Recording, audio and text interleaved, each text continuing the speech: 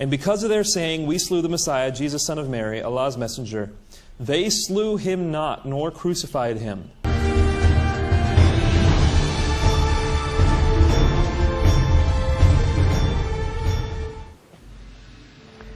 Everyone knows the story of the crucifixion of Jesus. Jesus was supposedly betrayed by Judas Iscariot, sentenced by Pontius Pilate, tortured, and then executed by being nailed to a cross. I was raised as a Christian and I never questioned this story, but new experimental data have come to light that challenge this reading of history.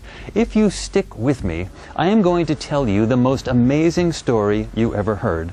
A story with supporting data that turns the biblical account of the death of Jesus so completely on its head that it is no longer recognizable in its original form.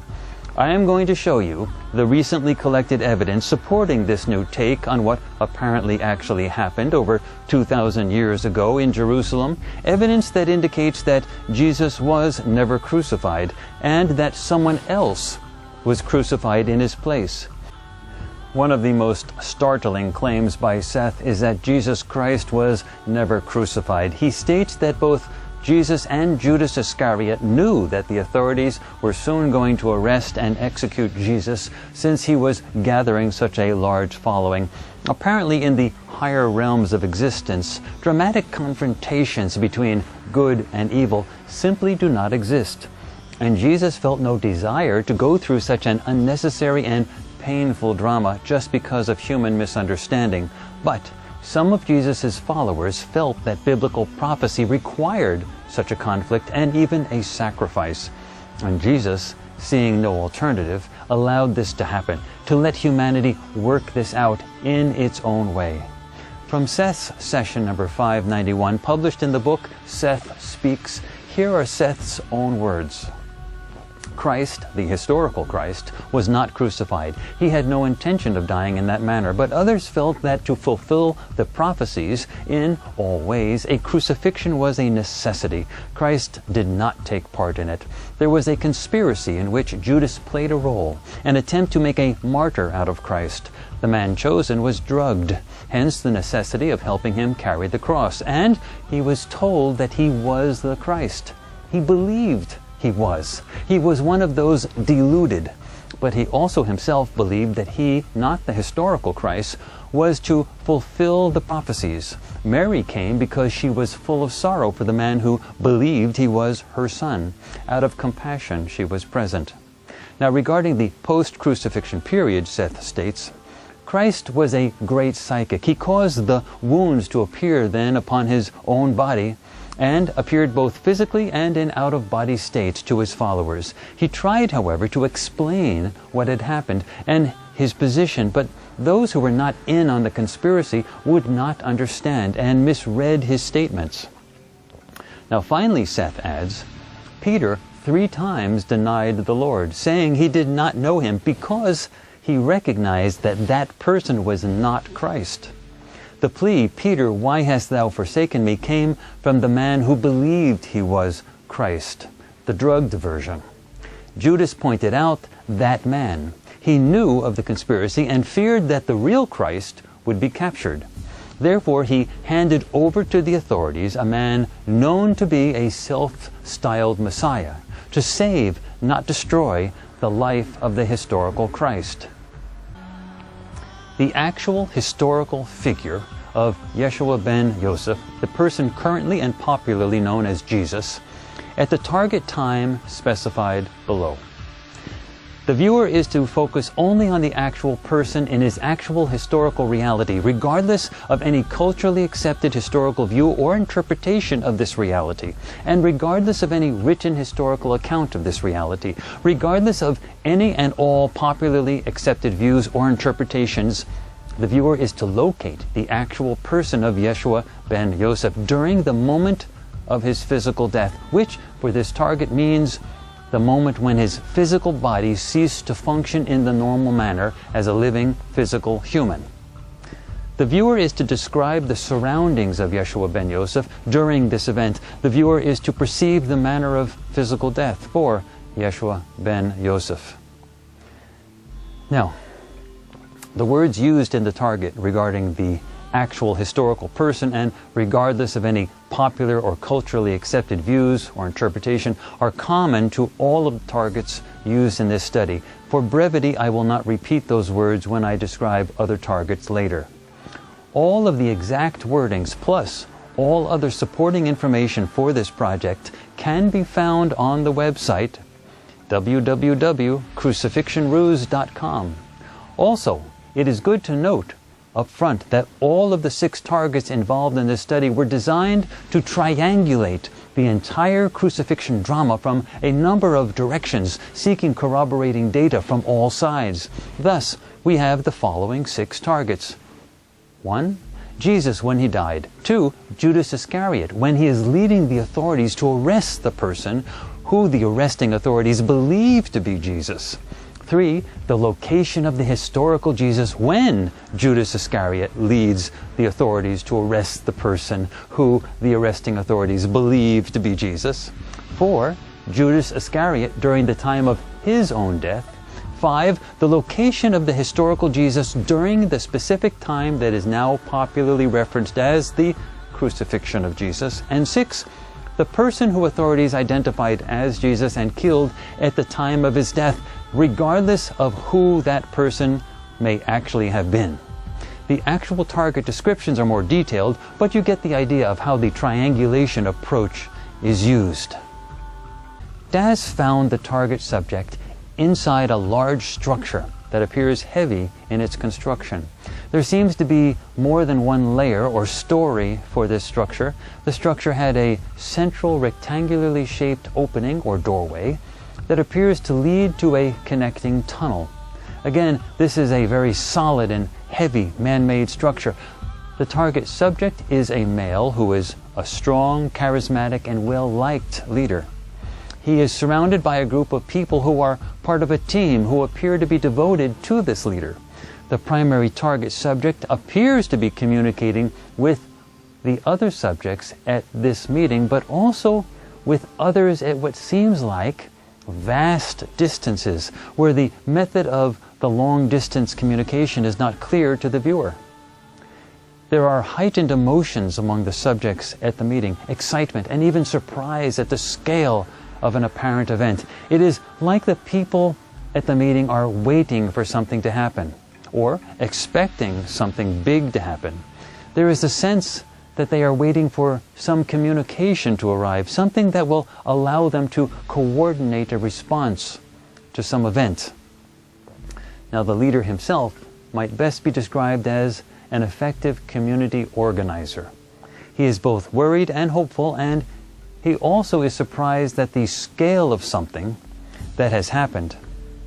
The leader is organizing, planning, moving, and directing the people surrounding him. The leader is also concerned, even emotional, but these feelings are instinctively suppressed by his leadership qualities. The overall sense of the meeting is that everyone knows that something major has happened, and it will impact a great many people very significantly.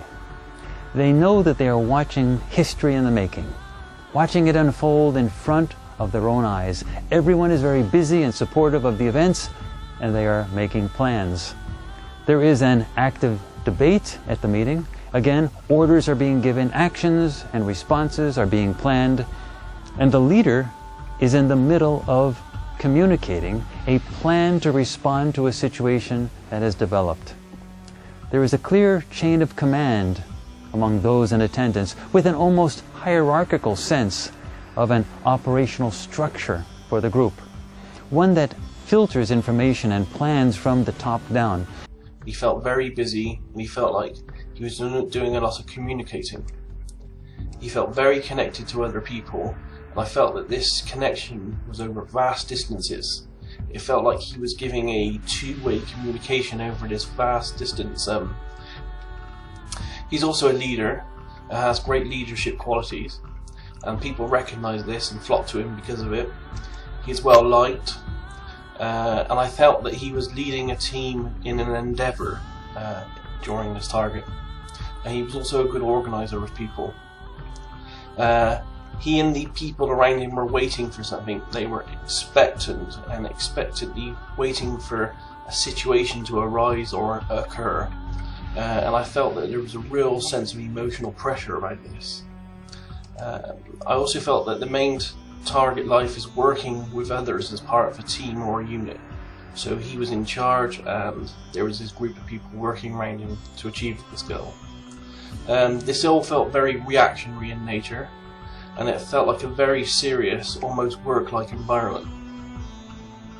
Now inside the mind of this target, I felt he was concerned and emotional, but I felt that this was suppressed by his need to lead and organise this group of people. Now there was a situation involved here as well, and I felt that this situation was a surprise in some regards, but it was waited for and it was expected. The situation would affect many people. There is a worry and concern by those watching and waiting, and there's also hope. It feels like a global event or a big event that is going to occur, and it felt emotional for those waiting for it to happen. And there was also an element of surprise at something unexpected and what was going to happen. And I guess this might have something to do with the scale of it or the size of it, but I'm not 100% sure on that part. It also feels like a group was waiting for information to come in, which they would then respond to, and then they would make a big decision. When Judas is leading the authorities to arrest the person the authorities presume to be Jesus, let us find out where Jesus actually was at that time. The exact wording of this target is, the viewer is to locate the actual person of Yeshua ben Yosef during the time when Judas Iscariot leads authorities to select a person for arrest, who is perceived by the arresting authorities to be Jesus, Yeshua ben Yosef. The viewer is to describe the surroundings of Yeshua ben Yosef during this event. The viewer is to enter the mind of Yeshua ben Yosef to perceive the emotions, thoughts, and mindset of this person at the time of this event. That is, at that crucial moment of assumed betrayal. Was Jesus in the Garden of Gethsemane, or even nearby, or was he safely hidden away in a secret location?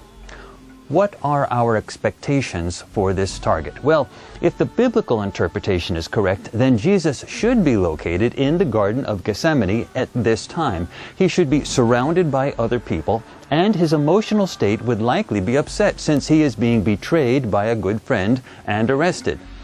There should be structures nearby since the garden is next to Jerusalem, and if Seth's account of the events is correct, then we don't really know what to expect, except that Jesus would not be in the garden, and he might not even be near other people who might later gossip and spoil the ruse. Now, let's find out what Daz Smith actually perceived for this target.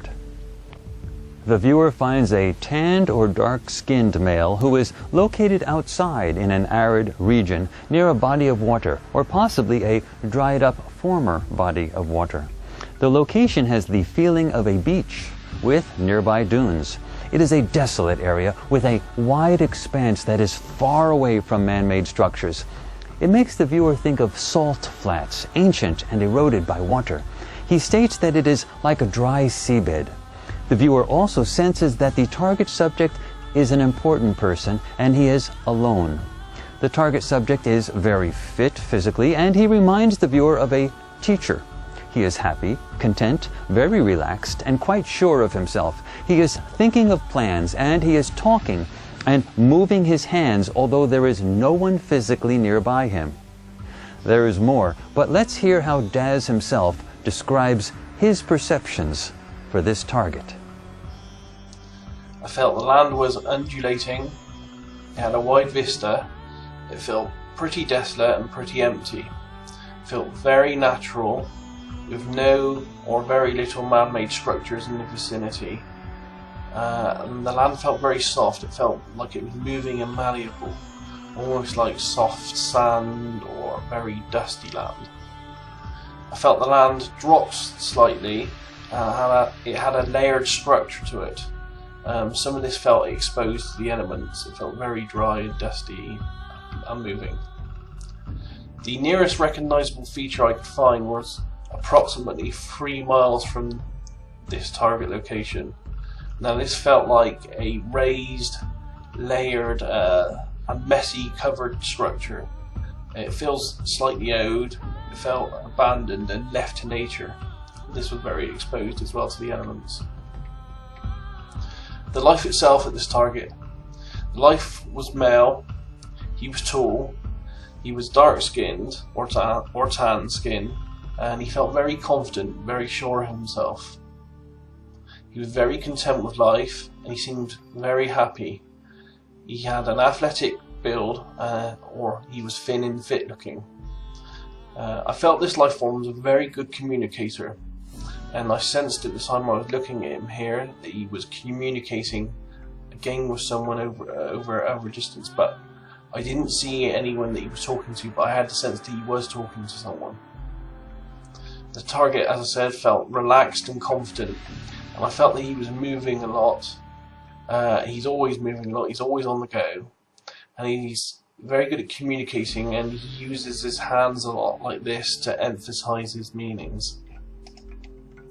I felt the life form feels very relaxed, very confident, and very content in what he is doing. During the session I also had an AOL or a guess that I put to one side that this person was a teacher. As you can clearly see, these data indicate that Jesus was nowhere near the Garden of Gethsemane when Judas was leading the authorities to arrest the person the authorities thought was Jesus. Indeed, it seems likely that Jesus was somewhere east of Jerusalem, near the Dead Sea, in a place devoid of people and even structures. There were no witnesses, at least not until I sent Daz to unknowingly poke his remote viewing nose there. If there was a conspiracy, a ruse to dupe the authorities, then there was no one else physically present with Jesus at that time who could have later spilled the beans and spoiled the ruse. In fact, that is the only way the ruse could have worked. The key to success would have been total secrecy, which means no witnesses with loose tongues. It is also interesting to note that the viewer finds Jesus communicating with others, or at least appearing to be communicating, even though the subjects with whom he is communicating are not physically present with him. This suggests that Jesus was indeed a person with strong psychic abilities, as he seems to be communicating telepathically, perhaps with non-physical beings. Finally, note that Jesus was not upset at that time. The Bible says that he was so upset that he sweated blood. Well, that just did not happen. He was calm and collected, somewhere far away from any physical danger, at that moment of so-called betrayal.